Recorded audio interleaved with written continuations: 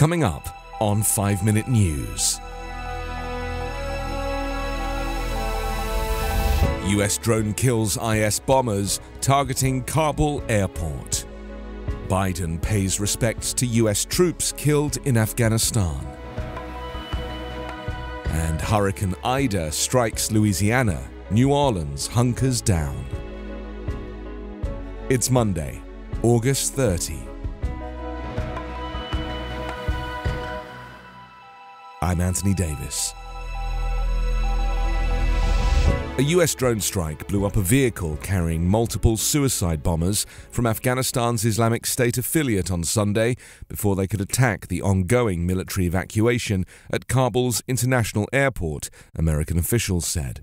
An Afghan official said 3 children were also killed in the strike. The strike came just 2 days before the US is set to conclude a massive 2-week-long airlift of more than 114,000 Afghans and foreigners and withdraw the last of its troops, ending America's longest war with the Taliban back in power.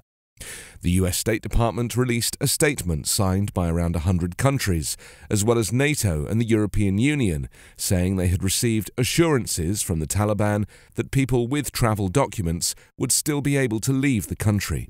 The Taliban have said they would allow normal travel after the US withdrawal is completed on Tuesday, and they assume control of the airport. Witnesses to the drone strike said it targeted 2 cars parked in a residential building near the airport, killing and wounding several civilians. Dina Mohammadi said her extended family resided in the building and that several of them were killed, including children. She was not immediately able to provide the names or ages of the deceased. Karim, a district representative, said the strike ignited a fire that made it difficult to rescue people. There was smoke everywhere, and I took some children and women out, he said. Ahmaduddin, a neighbor, said he had collected bodies of children after the strike, which set off more explosions inside the house.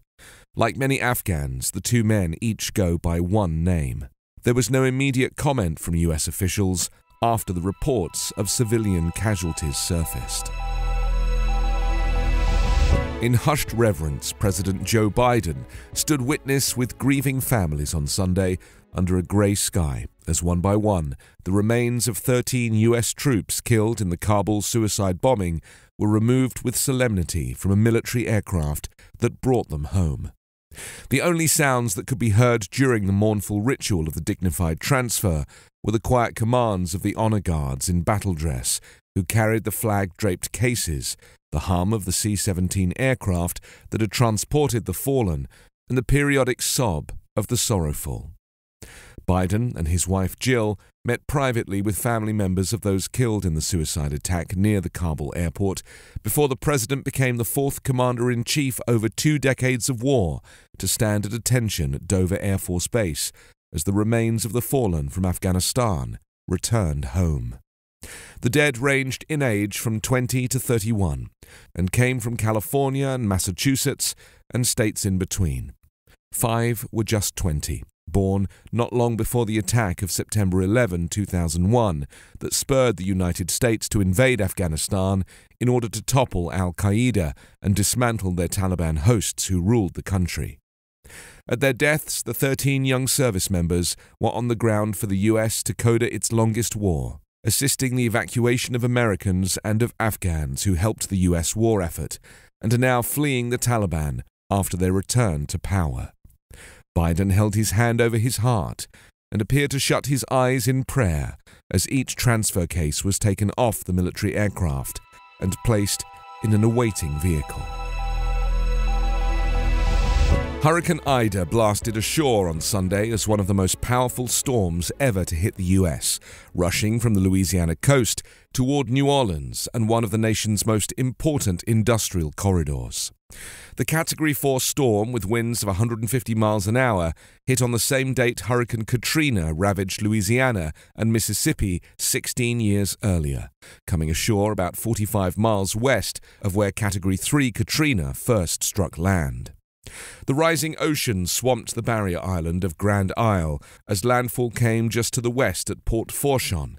Ida made a second landfall about 2 hours later near Galliano. The hurricane was churning through the far southern Louisiana wetlands, with more than 2 million people living in and around New Orleans, and Baton Rouge up next.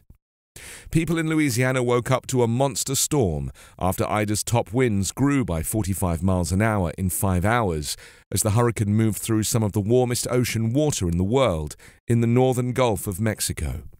Wind tore at awnings and water spilled out of lakes in New Orleans before noon on Sunday.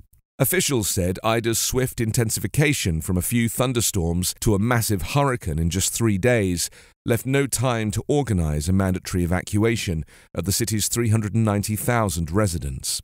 Mayor LaToya Cantrell urged residents to leave voluntarily.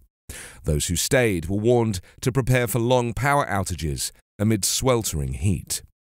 Ida's 150-mile winds tied it for the 5th strongest hurricane to ever hit the mainland U.S. and provides further evidence of the effect of man-made climate change on an ever-warming planet. You can subscribe to 5 Minute News on YouTube with your preferred podcast app. Ask your smart speaker or enable 5 Minute News as your Amazon Alexa flash briefing skill. Subscribe, rate and review online at 5minute.news. 5 Minute News is an evergreen podcast covering politics, inequality, health and climate, delivering independent, unbiased and essential world news. Daily.